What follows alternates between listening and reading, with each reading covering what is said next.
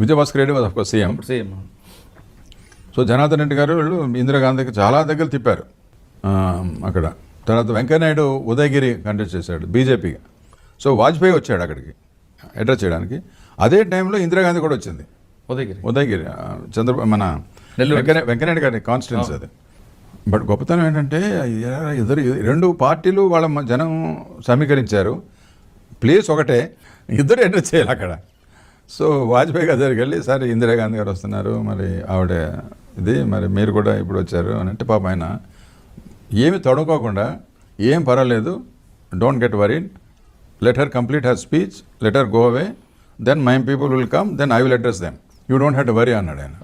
అమ్మ ఎంత పెద్ద మనిషి అయినా అనుకున్నాను నేను నిజంగా. ఈ మధ్య వెంకయ్యనాయుడు కలిసి కూడా ఆయన గుర్తు తెలుసుకున్నాడు ఆ ఇన్సిడెంట్.